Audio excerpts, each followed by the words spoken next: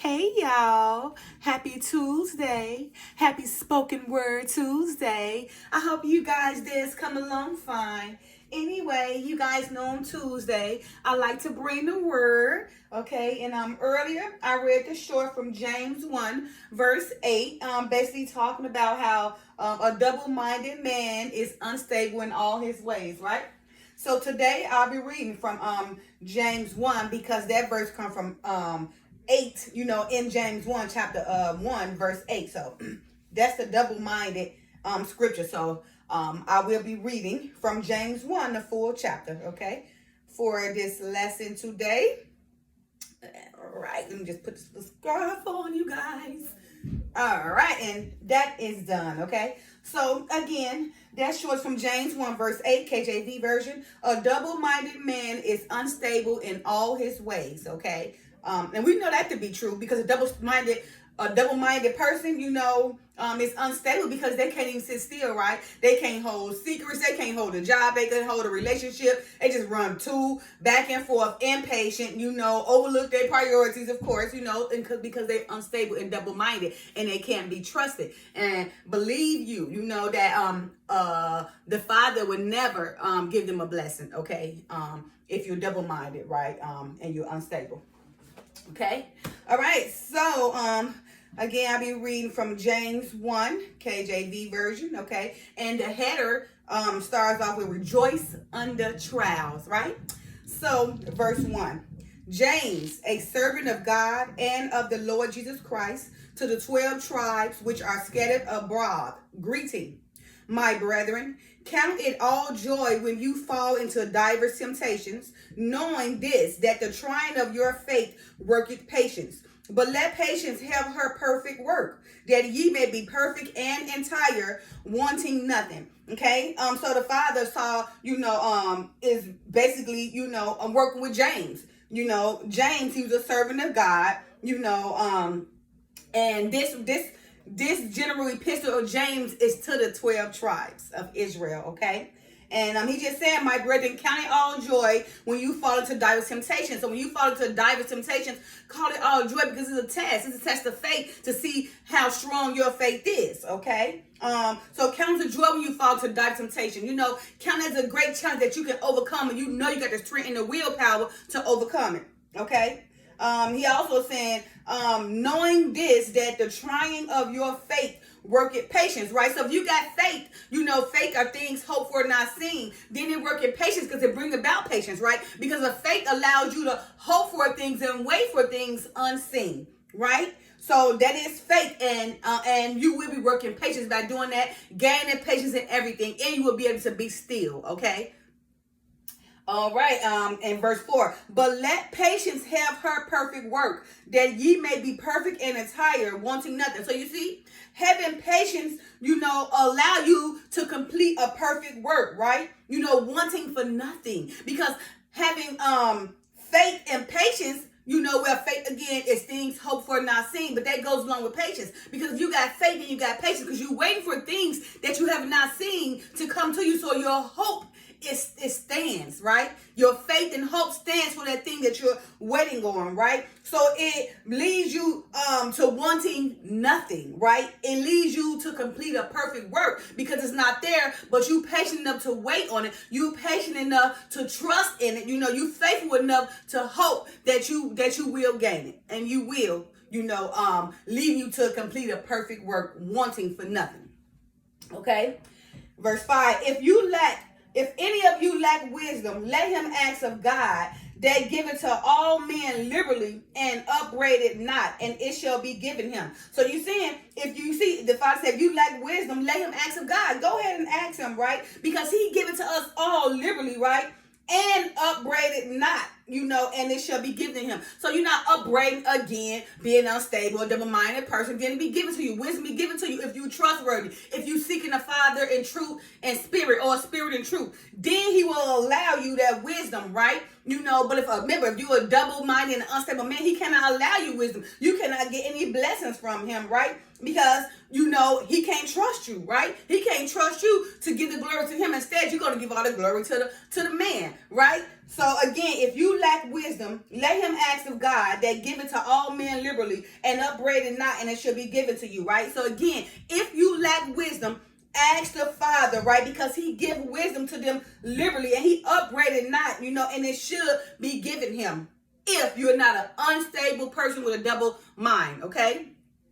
Verse 6, but let him ask in faith, nothing wavering, for he that wavereth is like a wave of the sea driven with the wind and tossed. So he's saying again, but let him ask in faith. Remember, faith are things hoped for, not seen, right? Nothing wavering, not going back and forth, to and fro, can't be still, impatient and everything, because a person like that, he wavered like a wave, like a wave of the sea driven with the wind, tossed. You see, tossed and fro, an unstable mind, double-minded person, right? But let him ask in faith, not waver in an unstable mind. Okay. Verse 7, for let not that man think that he should receive anything of the Lord. So, right, don't sit up here and get boastful enough or prideful enough and arrogant enough to think that you just supposed to receive something from the Father. You, like he is demanding to give it to you. No. You can't demand the Father from nothing, right? The Father, he don't even really demand for us because we got free will. So how do you demand from the Father? So he's saying, for let not that man think that he should receive anything of the Lord. So not in your mind you think that you such a king or a queen, that the Father, is obligated to give you what you want, that he must give you what you want, and you running around here with an unstable man, with your unstable mind, and double-minded ways, or your unstable ways in your double mind, okay? Verse 9. Oh no, verse 8. I almost missed that up. Verse 8 was the short, and it says, a double-minded man is unstable in all his ways, okay? And I want to just elaborate on that, okay? Because, like I said, right, a double-minded man is unstable in all his ways. Not like I said, like James, the servant, who's the servant of the Father, speaking to us, with his good old gospel, right? Because, you guys got to think about it. If a man is unstable in his ways, how can he receive that gift, though? If you're impatient, can't be still, how do you expect to receive that gift, right? If you're double-minded, you can't be trusted, right? You can't keep a job. You can't hold on to anything, right? And I believe I wrote something down for that, right? And also, because like you guys know, I watched the late pastor Stephen Darby, and I learned a lot from him too, right? We on the same level for some reason. So I know that the Father had to bring me to this man. I had never knew nothing about him, but he brought me to his attention and brought his videos to me so I can pick out what he left up. That's what I feel. And that's what I've been doing too, So actually, teaching what he's teaching, also what the Father has given me to teach, okay? So now what he said is poverty is the product of instability, right? If a man is unstable, he is unstable in all his ways. Let not that man think he should receive anything from the Lord. The reason why instability is so damning is because the Father sends your blessings where you're supposed to be. Seeing that the blessings were supposed to come there, but you move, so you miss your blessing, right? So, and that's the whole thing of being unstable, right? If the Father have a blessing from you in that place, right? He didn't have you in a place, and you did all this and all that, but you left. You didn't even fish it out so you could receive the blessing, right? You didn't fish it out nothing. So you left before it come to you. Therefore, all that you're supposed to gain now is become naught. It become naught because you wasn't even patient enough. You didn't be still enough to sit there to wait on the blessing from the Father. Okay, but besides, you allow your double-minded ways to go back and forth, whispering in other people's ears, exploiting everything, not being trusted, can't be trusted, can't grasp onto nothing, can't keep nothing, can't hold nothing together because you're all over the place. Because why? You are unstable and you're a double-minded way, and you're double-minded. And again, verse 8 says, a double-minded man is unstable in all his ways, right? And remember, poverty is the product of instability. So if you broke and you poor, it's because you unstable, right? You have not gained enough effort, enough wisdom, and everything to go, do what you need to do, to secure yourself, to secure your livelihood, right? But instead, you run around to and fro, not building up, but sitting up here trying to live off everybody, begging them for everything, because you want to do what you need to do for yourself, right? So you can build you something, but instead, you prefer to allow yourself to have a double mind and to be unstable, can't be still, can't hold on to nothing, because you prefer not to receive anything and to be left in poverty, okay? So be careful with that. This is very important. I know you run around feeling like, man, the Father don't do nothing for me. I ain't never received nothing from the Father. That's because you got a double mind and you're unstable. So again, if you're double-minded and you are unstable man or woman, you would never receive a blessing from the Father, because you got to be still. You got to be patient, okay? Be still. You got to have faith. You got to have hope. Faith are things hoped for, not seen. And having faith will bring you to a complete, perfect work, wanting of nothing. Okay? All right. Verse 9. Let the brother of low degree rejoice in that he is exalted.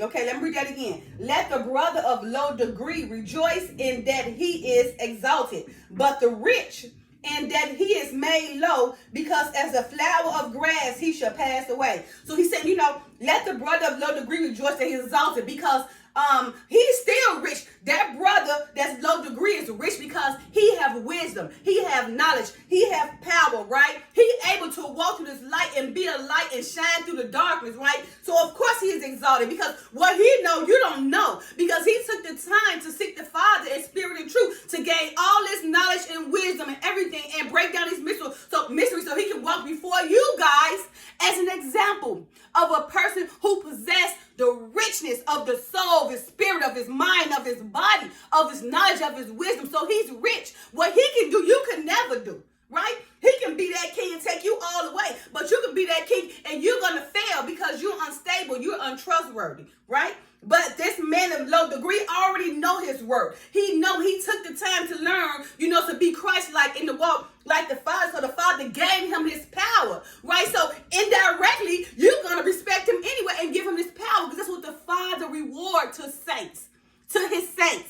He allows that power. Remember when he told David, sit down and I'm going to let your enemies, he said, I'm going to let your enemies be your footstool or something like that. So that's what he do to his saints, right? Once they learn him, once they come and please the Father and give all the glory to the Father, then he give them power, right? And it's there. He allowed them to work and walk in authority. So anyway, that man can be a low degree or she can be a low degree, but when she walk, her stern is going to get your attention. Or his stern is going to get your attention. You're going to respect him anyway, because that light is just going to shine bright in that darkness, right?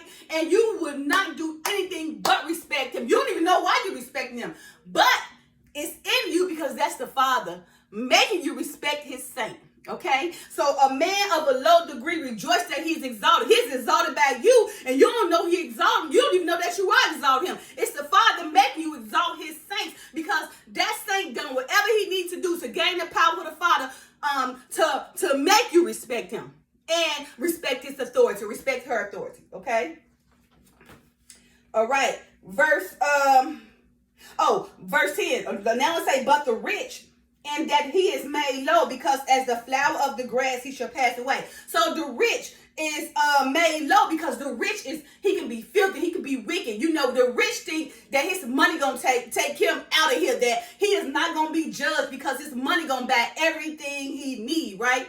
But in due time, just like a flower of the grass shall wither, his riches and that man shall wither also in his due time, in his season. Remember, because everything is done in the era and time. The Father working appointed times. He working times and seasons. So whatever the rich is out here doing, and no, they exalting himself, he only can exalt himself for a season. There is a time where the rich will be made low, because just like a flower, himself or she herself will wither away and pass away. Just like the grass comes and goes for a season, the rich does too. All right, verse 11. For the sun is no sooner risen with a burning heat, but it withereth the grass, and the flower thereof falleth, and the grace of the fashion of it perisheth. So also shall the rich man fade away in his way. So just like I said, Just like the grass wither away for a season, that's exactly how the rich man will do, right? Now, because he's saying, for the sun is no sooner risen with a burning heat. So when that sun come and heat and hit that grass, it causes that grass to wither, right? So the heat and the sun, when it hit that man that's rich, who is exalting himself and making himself to be better than everybody, that he also come and burn him. He wither away, or she wither away like grass, right? And that flower so deep within them, they cherish it so much, right? And that fashion that they cherish so much, that also perishes, right? So the rich man shall fade away in all his ways. So be careful in being rich. Remember, because a rich man, they can really make it to the heaven. What do you say? It's like a pin going through a camel's, a needle or something through a needle's eye. So be careful, because everybody rich is not going to hell, though. Job was rich. You got people who's rich, but they rich in soul, rich in livestock, rich in personality, rich in wisdom. But you got those who's rich in materialism things, rich in money. So that's a different thing. So you can be rich, but it depends on what kind of rich you are. Are you rich in exalting the Lord, or are you rich in exalting the people? So those are two different riches, because Job was rich, right? And he knew that, he was chosen of the Father, right? And the devil tried to come, and take him out, but he couldn't. The Father had to give him permission, right? So doing all that because Job was patient, and he trusted in the Father. He was not a double-minded man, and he had stable ways. He knew how to be still, right? He was a trustworthy and faithful servant to the Father, right? The Father, the riches he had, he took it away, but he doubled it. He gave it back because of how loyal Job was to the Father, right? So, that's why it's careful to know that everybody who's rich everybody not going to hell. It depends on what kind of rich and what you do to get that rich, right? What you do to get those riches, that's what matters, okay? And verse 12, blessed is the man that endured temptation, for when he is tried, he shall receive the crown of life, which the Lord had promised to them that love him. So you see, blessed is the man that endures temptation, right? You guys got to remember, the Father do not tempt you. We tempt ourselves, right? And if we can endure that temptation, then we will graciously and gladly receive their reward, right? We are tried. Once we go through that temptation, right, and we win it, we just overcome it because we have allowed the Father's strength to give us the willpower to go and outdo anything, right? Once we endure that temptation, then we become tried, right? And we receive the crown of life, right? Because the Lord promised to them, who endured temptation, right? Who follow his righteousness, who are Christ-like, right? He already promised, and the Father's not no liar. So even though you may not have not even known the Father, or the Father have not visited you, but if you seek him in truth and in spirit, then you will see that what he's saying right here, his promises is always true, right? But the only way you're going to receive those promises if you follow the ways that he's guiding you to do per the Bible. Bible, Bible, basic instructions before leaving earth, or biblical instructions before leaving earth. So it's up to you to read the Bible so it can teach you and guide you throughout life, right? So you can receive these promises, right, that the Father has promised to his saints, okay? If you endured that temptation, right? Because remember, the Father don't tempt us. We tempt ourselves because of our lusty desires of our flesh, right? Because remember, the spirit is willing, but the flesh is weak. The flesh is weak. Therefore, we allow our lustful desires to overcome our spirit, and we fall prey to our own fleshy desires, causing us to fall into sin that lead us to death, or lead us to perish, and sometimes even to death. Okay?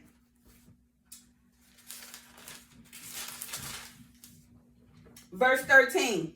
Let no man say when he is tempted, I am tempted of God. For God cannot be tempted with evil, neither tempted he any man. But every man is tempted when he is drawn away of his own lust and enticed. So you see what I just said? See? So the Lord said, let no man say when he is tempted of God. God cannot be tempted with evil. He's not an evil person. He's a good, eternal, right? So, and he's not even tempted by a man, right? But every man is tempted on his own. And he's tempted because he's drawn away to his own lust. And he's enticed because his own lust and his own flesh and his own desires, of his lustful ways, right? Now, he said, verse 15, then when lust had conceived, it bringeth forth sin. And sin, when it is finished, bringeth forth death. So you see, that lust that you so much want, that your flesh so much desire, when you're doing it so much, right? That lust, when you go ahead and give in to that lust brings forth sin, right? And when you gaining all this sin into your life, when that sin is finished, it brings forth death. See? So you see that even some sins lead you straight to death and some don't. But them lustful, them sexual sins leads to damaging things, HIV, AIDS, disease you can't get rid of, a lifetime full of damage, and even to death. Okay? So be careful. Look at here now, my whole scarf. Let me put my scarf back on, you guys. Here we are. Back. Okay. Now, verse 16, do not err, my beloved brethren. So he's trying to tell you, do not err, my beloved brethren. Err means don't err. Don't make yourself believe something that's not, because you hear it right here from James, the servant of the Father. He's telling you, what can happen, the results and consequences from their causes and effects, okay? He's telling you, do not err. Do not err and thinking the Father going to tempt you. No, you're going to tempt yourself. Do not err thinking that the Father giving those lusty desires. No, it of you. Do not err when your sin leads you to death. Don't err, because it was you making those decisions to go fulfill that fleshly, lustful desires that led you to a perishing or a deadly life. Okay?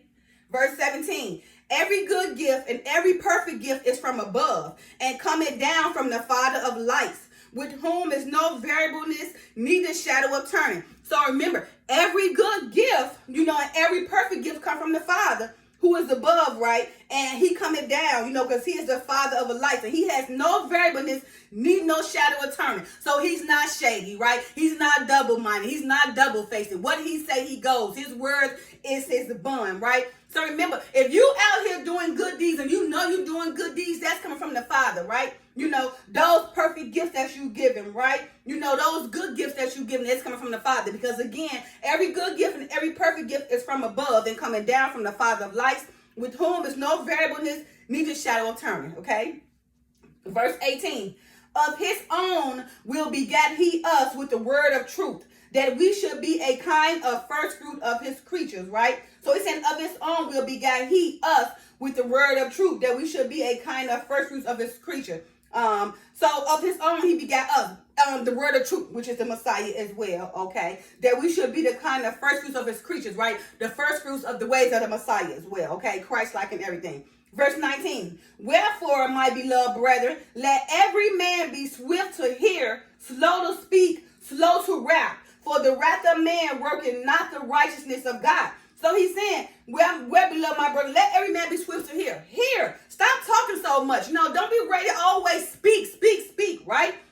Slow to wrath. Because remember, we got power in our words. But sit down, take the time to listen. Don't think you know everything, Mr. Know-it-all or Mrs. Know-it-all. You want to go around speaking to everybody. You can't sit down and hear nothing because you think your word and your solution is more important than anybody's, right? That you just know everything in the world and can't nobody teach you nothing, but you can teach everybody everything. But a person like that is foolish.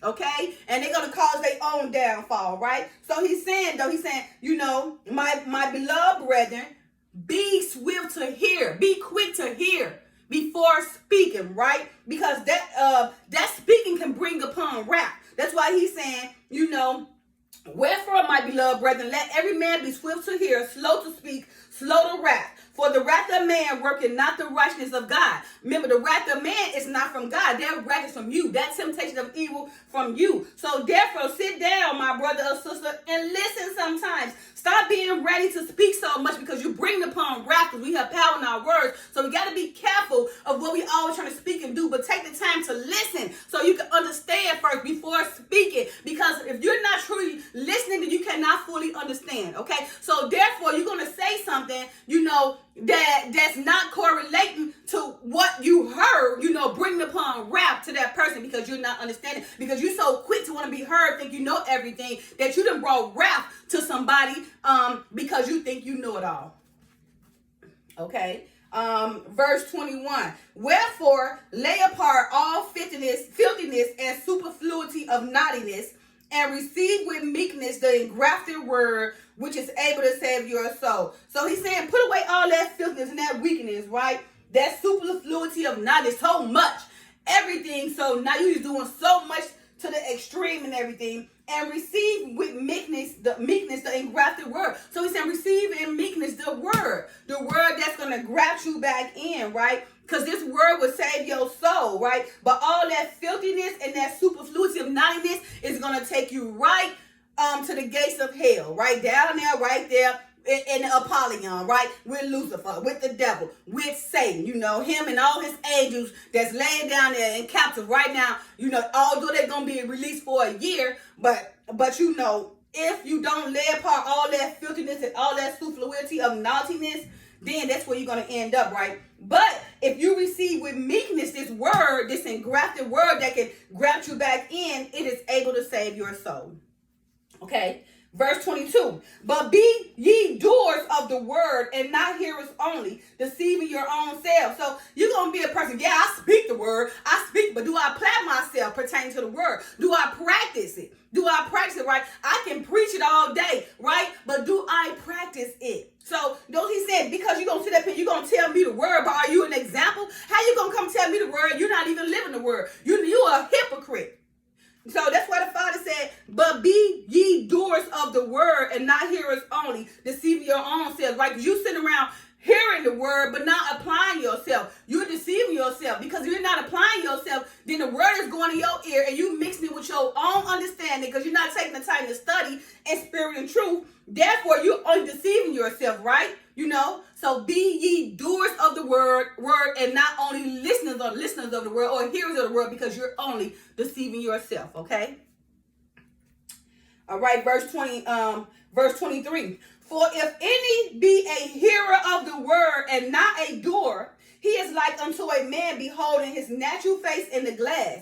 For he beholdeth himself and goeth his way, and straightway forgetteth what manner of man he was. Okay, so he's saying, for if you hear a word and not a doer, you just like a man beholding his natural face in the glass. We can see right through you, okay? You beholding yourself, looking at yourself, deceiving yourself, going your own ways, straightway forgetting what type of person you are, what type of manner of man or woman you are, right? Because why are you looking at the glass, beholding, seeing yourself, deceiving yourself, making yourself believe something, right? Because you are a hearer of the word and not a doer. So we can see right through you, okay? And that's another form of discernment, okay?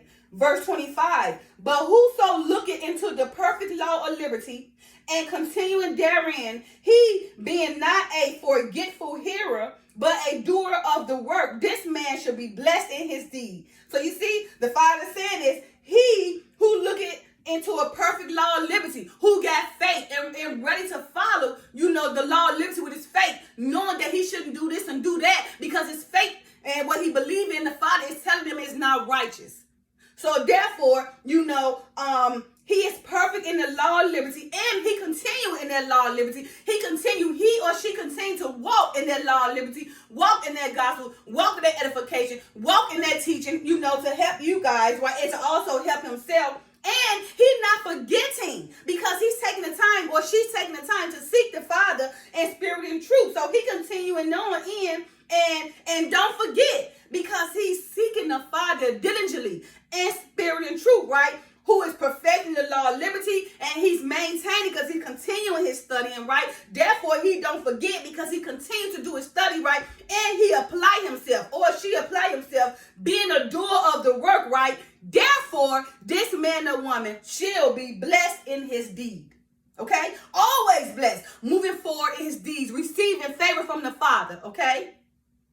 Verse 26. If any man among you seem to be religious and bridleth not his tongue, but deceiving his own heart, this man religion is vain. So he's saying, if any man among you seem to be religious but bridle not his tongue. What he's saying is, okay, any man seem religious but ready to just cuss you out and say all things about you and badmouth you and backbite behind you and backstab you, right? Then his religion is all in vain, right? And he deceiving his own self, right? Trying to say he religious, but don't know how to discipline himself. Don't know how to control himself or herself. Don't know how to control or discipline themselves, right? Don't know how to bridle their tongue, just say with anything, no filter in their mouth, right? And then say they religious and saved. How could you be religious and saved? I dare for you to make yourself believe that you're religious and saved, and you're not to control your mouth on what you're saying to people, cussing them out, making them feel bad, not helping them, not rising. You see that fall in the fire, you don't bring out the fire. You see that need a hand to be lifted up, and you won't lift them up, but instead you don't know how to bridle your tongue. You talk about them and make them feel bad, right? And say that you're religious, or say that you're a saved woman or a saved man. You're not a saved woman or a saved man. You are a blatant hypocrite.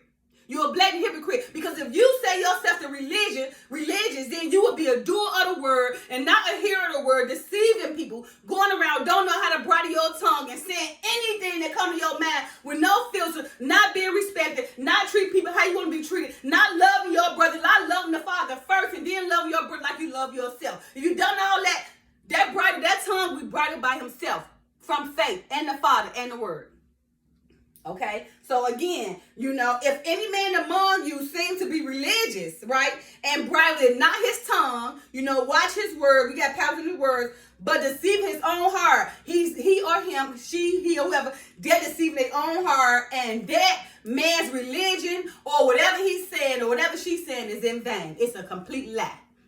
And verse 7, the final verse, pure religion and undefiled before God and the Father is this: to visit the fatherless and widows in their affliction, and to keep himself unspotted from the world. So he's saying pure religion, and undefiled before God. If you consider yourself to be undefiled before God, right, or to the Father, right, then you will visit the fatherless and widows. Well, like you got homeless people, you got people need help, but we do just walk all over them, look bad, everything. So he's just saying, you will help them in their affliction, right? And keep yourself unspotted from the world. You keeping yourself clean so nobody can put nothing against your name and put this on your name to make you have to be something you're not. Because why? You didn't allow yourself to get caught up. You made unspotted out those lights so nobody can mess up your name. You got people like that been on this earth. I know some, I'm not into mentioning people's names. I never want to give the man the glory on the Father. But I'm just saying in general, we all got people who are our leaders. Some of them are leaders, who are unspotted, can come in and take over. And when they try to do research on them, their name is clean. Because why? They kept themselves unspotted. So they was able to walk forward and receive their prize or become their leader and become their king and rule the world. Because why? They came to this earth and they walked forward and they remained unspotted. Therefore, their reputation is clean. Nobody was able to destroy their reputation, right? Therefore, they respected and honored, okay? So again, pure religion and undefiled before God and the Father is this, okay?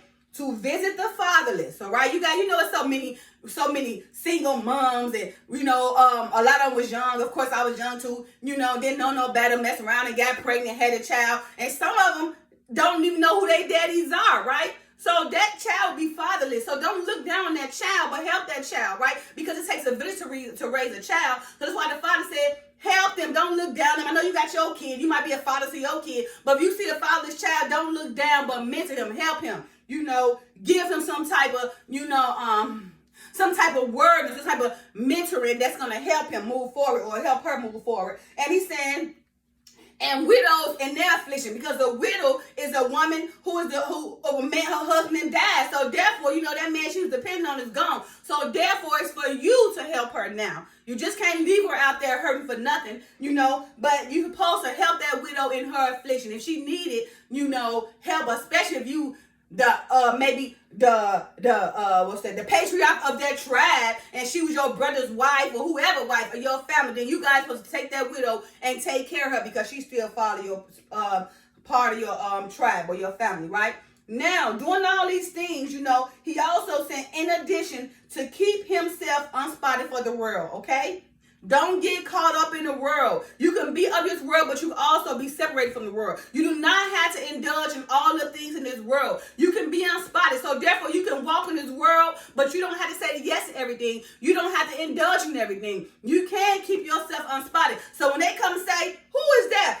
Wait a minute. When they come say Latrice, they are not gonna, mix my name up with some type of filthiness and all that. No. What they gonna say about Latrice is Latrice more than likely have a great soul, or always had a great soul, and she's not the person that's phony or backstabbing, and don't mind being there for you. Yeah, I can probably say Latrice is unspotted, right? Because all the time I know Latrice, she's been genuine, she's been trustworthy, right? She wasn't out to get me, she wasn't trying to do things to bring me down, but if I needed her help, she was there. If I was down, she didn't mind lifting me up, if she feel like, that I need a little help, or now that she gave me the word.